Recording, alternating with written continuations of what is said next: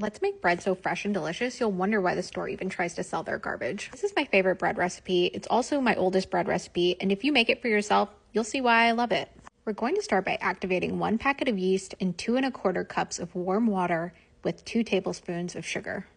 By activating, I mean just putting this all in a bowl together, giving it a good mix, and letting it rest for about 5 minutes until it's active and bubbly. Once that 5 minutes is up, we're going to add 3/4 tablespoon of salt, 2 tablespoons of oil of your choice or melted butter, and then 5½ to 6 cups of flour incrementally. So I'm in a bunch of bread Facebook groups, right? As I'm sure a lot of us bread bakers are. I once saw a comment that really resonated with me, and it said that some breads are processes and others are recipes. This is very much a recipe bread. You can follow it to a T and you are going to have delicious bread. Some breads like sourdough are really processed breads, and I love sourdough. I love making it, but I also love that this one is tried and true. Sometimes I just want to make a loaf of bread in a day and know that it's going to turn out delicious. This is one of them. I do feel like there's a reason that I always come back to this one because I can rely on it. I think if you're just starting out making bread, this is an amazing one to start with. It is going to be very good to you. Just give it a try. It's got extreme versatility that is kind of unmatched in my opinion, and I've tried a lot of bread recipes. This one has been great for meatball subs. We used it for chili the other day.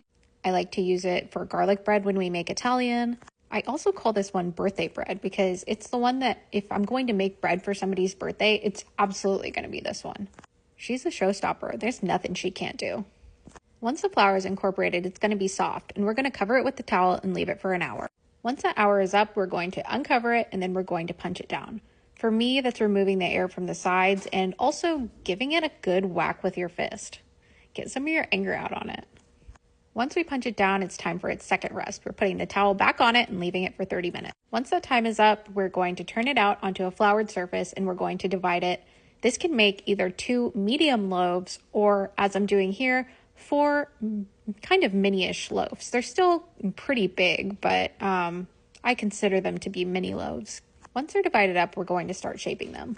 Sometimes there's like hard patches of dough on top from where the dough has dried. You can either remove those like I like to do, or if you're like a stronger and better person than me, you can incorporate it back into the dough. I don't have the patience for that, so I just take it off and then toss it into the trash.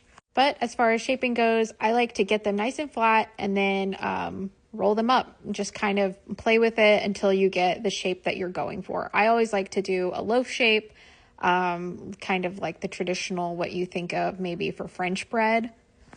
The long, skinny type bread. Since these are mini loaves, they're not going to be quite as long as something that you would get at the store, but you get the idea.